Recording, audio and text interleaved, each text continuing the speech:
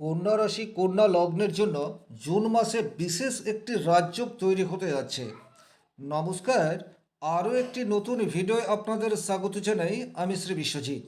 প্রকৃত অর্থে যে পরিবর্তন মানুষ নিয়ে এসছে সেই পরিবর্তনের সুফল সেটা কিন্তু জুন মাস থেকে আপনারা একটু একটু করে পেতে শুরু করবেন। বিশেষ করে কন্যা রাশি কন্যা লগ্নের জাতক জাতিকাদের জীবন একটা প্রবল রাজযোগ বর্তমানে গ্রহ সঞ্চারের দ্বারা তৈরি হয়ে রয়েছে। কি সেই রাজযোগ এবং কি ধরনের ফল আপনারা জুন মাসে পেতে পারেন এই ভিডিওটির মাধ্যমে কমপ্লিট অ্যানালাইসিস করার চেষ্টা করব। একই রকমভাবে কোন কোন ক্ষেত্রে আপনি অনেকটা এগিয়ে যাবেন এবং কোন কোন ক্ষেত্রে আপনাকে একটু সাবধানতা অবলম্বন করে চলতে হবে তার একটা সঠিক গাইডলাইন দেওয়ার চেষ্টা এই ভিডিওটির মাধ্যমে থাকবে। রাশিফল বলতে যেটা বোঝায় সেটা হচ্ছে গ্রহের অবস্থানগত ফল।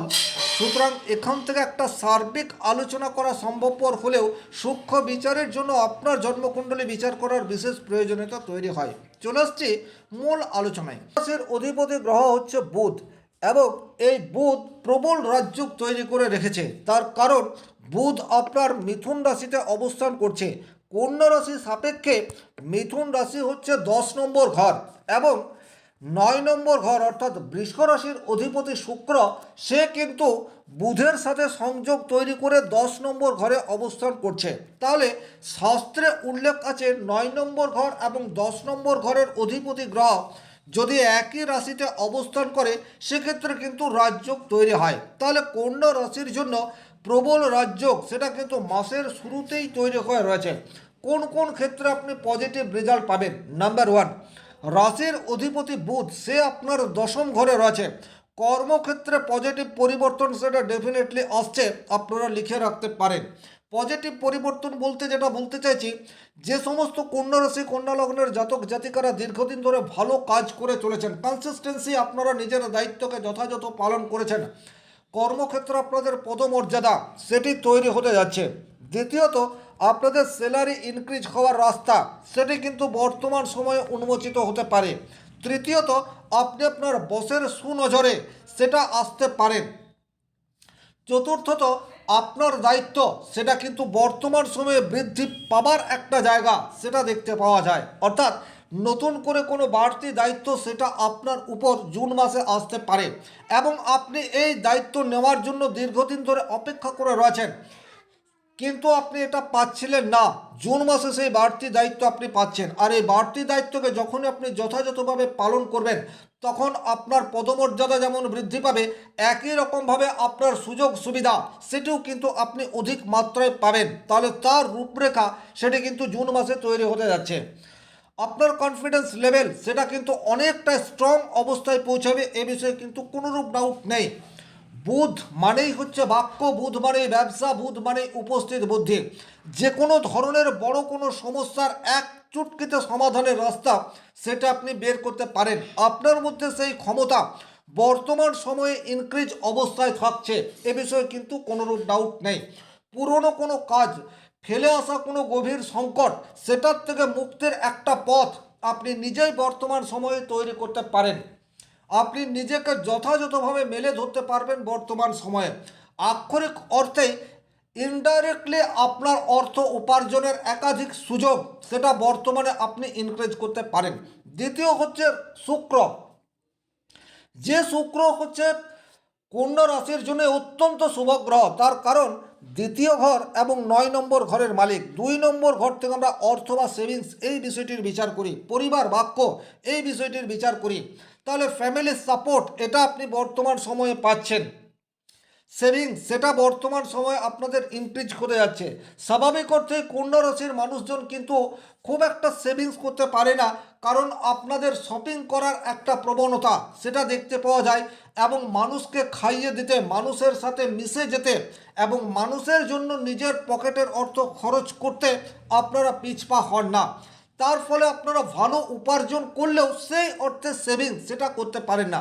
কিন্তু বর্তমান সময়ে যেহেতু দ্বিতীয় ঘরের অধিপতি গ্রহ শুক্র সে 10মভাবে রাশির অধিপতির সাথে মিলিত হয়ে রয়েছে, সুতরাং সেভিংস করার প্রতি আপনাদের মনোনিবেশ সেটা বর্তমানে বাড়তে দেখতে পাওয়া যাবে। ফ্যামিলি ইনকাম সেটা বর্তমান সময়ে ইনক্রিজ হওয়ার জায়গা সেটা দেখতে পাওয়া যায়। পারস্পরিক বোঝাপড়া সেটা কিন্তু যথেষ্ট উন্নত হতে পারে, এ বিষয়ে কিন্তু কোনোরূপ ডাউট নেই।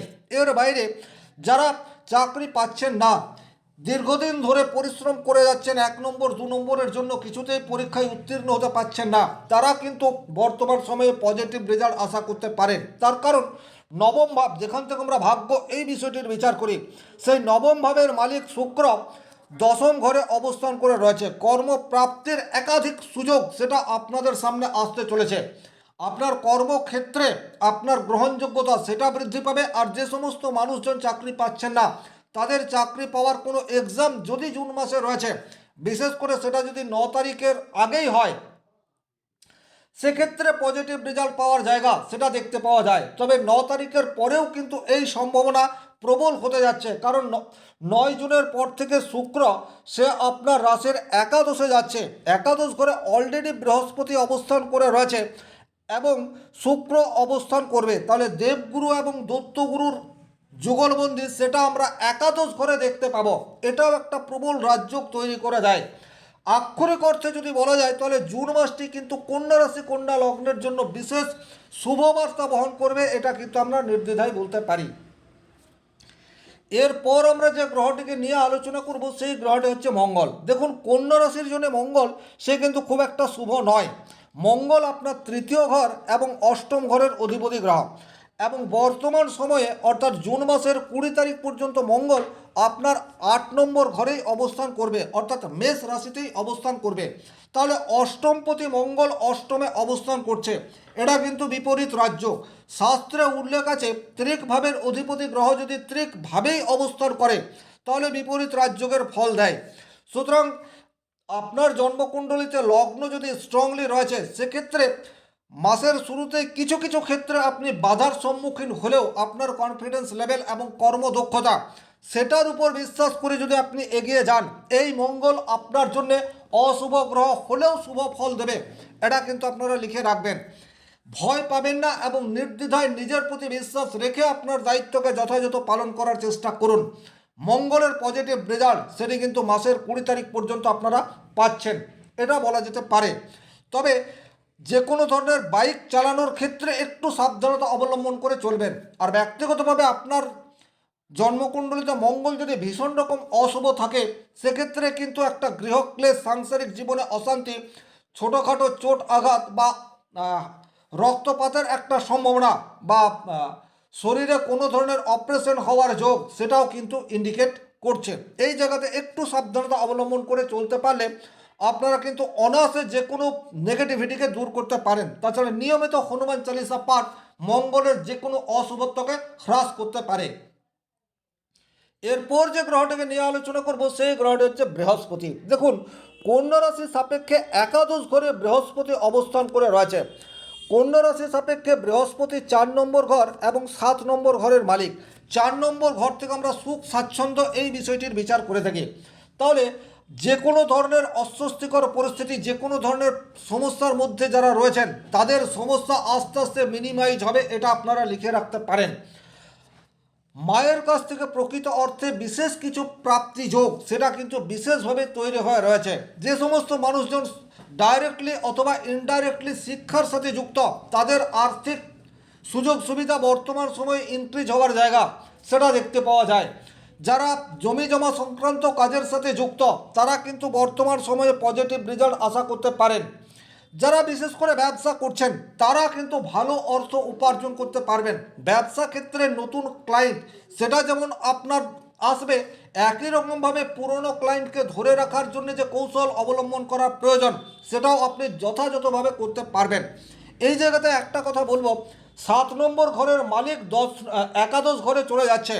সুতরাং ব্যবসা ক্ষেত্রে মনোনিবেশ করুন। প্রচুর এইরূপ মানুষ রয়েছেন যারা ব্যবসা তো করছেন, কিন্তু সেই অর্থে ব্যবসা ক্ষেত্র থেকে পজিটিভ রেজাল্ট আসছে না, বা বলা যেতে পারে আপনারা ব্যবসা করলেও আগের মতো আর ব্যবসা করার প্রতি মনোনিবেশ করতে পারছেন না। আপনারা পুনরায় চেষ্টা করুন।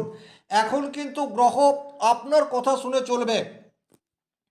যাদের বিবাহ হয়নি, তাদের কিন্তু হঠাৎ করে বিবাহ যোগ সেটা প্রবলভাবে তৈরি হয়ে রয়েছে। সুতরাং যে সমস্ত কন্যা রাশির জাতক জাতিকাদের বয়স হয়ে গেছে বা বয়স অনেকটা পেরিয়ে গেছে, আপনারা বিবাহ হতে পারে এই আশাও ছেড়ে দিয়েছেন, হঠাৎ করেই কিন্তু আপনাদের কোনো সম্বন্ধ জুন মাসে চলে আসতে পারে, সেই জায়গাটিও কিন্তু ইন্ডিকেট করছে। কারণ সপ্তম ঘরের মালিক বৃহস্পতি সে একাদশভাবে অবস্থান করছে। বংশ বিস্তারের কারক গ্রহ হিসেবে কিন্তু আমরা বৃহস্পতিকে ধরতে পারি। তাহলে বংশ বিস্তারের জন্য বিবাহ হওয়া এটা বিশেষ প্রয়োজন, আর এই জায়গাতেও কিন্তু আপনাদের পজিটিভ বার্তা সেটা আসতে পারে। তাহলে এই জায়গায় আপনারা একটু সচেষ্ট হতেই পারেন। এরপর আমরা যে গ্রহটিকে নিয়ে আলোচনা করব সেই গ্রহটি হচ্ছে শনিদেব। দেখুন, কন্যা রাশির সাপেক্ষে শনিদেব সপ্তমভাবে অবস্থান করে রয়েছে। সপ্তম ভাব থেকে কিন্তু আমরা বিবাহ, ব্যবসা, পার্টনারশিপ এই সমস্ত কিছুর বিচার করে থাকি। তাহলে এই জায়গাতে একটা প্রবলেম বা বাধা আপনারা দীর্ঘদিন ধরেই ফেস করছেন। কিন্তু যেহেতু বৃহস্পতি একাদশভাবে রয়েছে এবং বৃহস্পতির নবম দৃষ্টি আপনার সপ্তম ভাবের উপর পড়ছে, তাহলে সপ্তম ভাবে শনিদেব থাকার জন্য যে অশুভত্ব আপনাদের জীবনে তৈরি হয়ে রয়েছে সেটা কিন্তু হ্রাস পাবে। তাহলে ইনডাইরেক্টলি আমরা বলতেই পারি শনিদেব বর্তমান সময়ে আপনাকে পজিটিভ রেজাল্ট দেওয়ার চেষ্টা করবে। তাহলে সপ্তম ঘরে শনির অবস্থানজনিত কারণে যাদের জীবনে সমস্যা, বিশেষ করে যে সমস্ত কন্যা রাশি, কন্যা লগ্নের শনির দশা অন্তর্দশার মধ্যে দিয়ে যাচ্ছেন, তারা একটা বাধা পাচ্ছেন। প্রত্যেকটা কাজ সময়ের চেয়ে বেশি সময় লেগে যাচ্ছে। ব্যবসা ক্ষেত্রে আগের মতো লাভ হয়ে উঠছে না।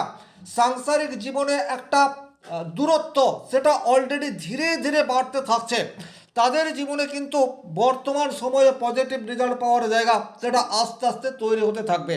তাহলে আক্ষরিক অর্থেই যদি বলা যায়, সেটা কিন্তু কন্যা রাশির জীবনে জুন মাস সেটি অত্যন্ত গুরুত্বপূর্ণ এবং একটা পজিটিভ বার্তা আসবে এটা আশা করা যেতে পারে। এরপর আমরা যে গ্রহটিকে নিয়ে আলোচনা করব সেই গ্রহটি হচ্ছে রাহু। ষষ্ঠ ঘরে রাহুর অবস্থান এবং দ্বাদশ ঘরে কেতুর অবস্থান। রাহু কিন্তু একটি কপটতা এই বিষয়টাকে ইন্ডিকেট করে। চট জলদি পাওয়ার চেষ্টা সেটা কিন্তু রাহুর মধ্যে দেখতে পাওয়া যায়। এবং কন্যা রাশি তারা কিন্তু যে কোনো কাজকে 100% না করে রেজাল্ট পাওয়ার চেষ্টা সেটা করে। অনেক সময় কৌশল অবলম্বন করতে দেখা যায়, আর আপনি যত বেশি কৌশলী হয়ে উঠবেন রাহুর নেগেটিভ ইম্প্যাক্ট তত বেশি আপনার উপর পড়বে।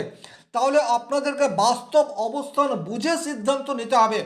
চট জলদি ডিসিশন নয়, আপনার সিদ্ধান্তের মধ্যে একটা বলিষ্ঠতা এটা আনতে হবে। সেক্ষেত্রে কিন্তু ষষ্ঠভাবে রাহুর যে কুপ্রভাব সেটাকে আপনারা নিজেরাই অনেকাংশে হ্রাস করে দিতে পারেন। তবে ষষ্ঠ ঘরে রাহু আছে আপনাদেরকে শত্রুজিৎ করে তুলবে। যে কোনো ধরনের প্রতিবন্ধকতা আপনাদের সামনে এলে আপনারা কিন্তু একটা কৌশল বা উপস্থিত বুদ্ধির মাধ্যমে সেই নেগেটিভিটিকে দূর করতে পারেন। কিন্তু একটা কথা মনে রাখবেন, রাহু আপনাকে আশার আলো দেখাতে পারে, কিন্তু সেই লক্ষ্যে পৌঁছানোর জন্য আপনার কনফিডেন্স লেভেল এবং বাস্তব বোধ এই বিষয়টির উপর নির্ভর করে আপনাদেরকে এগিয়ে যেতে হবে। এরপর যে গ্রহটিকে নিয়ে আলোচনা করব সেই গ্রহটি হচ্ছে রবি। দেখুন, আপনার বর্তমান সময়ে রবি সে ভাগ্যভাবে অবস্থান করে রয়েছে। পিতার সাপোর্ট এটা কিন্তু বর্তমান সময়ে ডেফিনেটলি দেখতে পাওয়া যায়, বিশেষ করে মাসের 15 তারিখ পর্যন্ত। এই সময়ে কিন্তু আপনি আপনার বাবার কথা শুনে চলার চেষ্টা করুন। হায়ার অথরিটির সুনজরে আসার জায়গা সেটি কিন্তু সারা মাস জুড়ে রয়েছে। কারণ কন্যা রাশির সাপেক্ষে নবম ঘরে রবি সে 15 তারিখ পর্যন্ত থাকছে এবং তারপরে দশম ঘরে চলে যাচ্ছে। দশম ঘরে রবি সে কিন্তু দিক বলি হয়। সুতরাং কর্মক্ষেত্র এবং ভাগ্য দুটি জায়গাতেই জুন মাসে রবি আপনাদেরকে পজিটিভ রেজাল্ট দেবে, এটা ধরে নেওয়া যায়। আক্ষরিক অর্থেই এই মাসটি অর্থাৎ জুন মাসটি কিন্তু কন্যা রাশি, কন্যা লগ্নের জন্য যথেষ্টই তাৎপর্যপূর্ণ এবং পজিটিভ রেজাল্ট আনবে এই আশা রেখে আজকের ভিডিও এখানেই শেষ করব। ব্যক্তিগতভাবে নিজের জন্মকুণ্ডলী বিচার করতে চাইলে স্ক্রিনে দেওয়া নাম্বারটি সংগ্রহ করে যোগাযোগ করতে পারেন। ভালো থাকুন, সুস্থ থাকুন, ধন্যবাদ।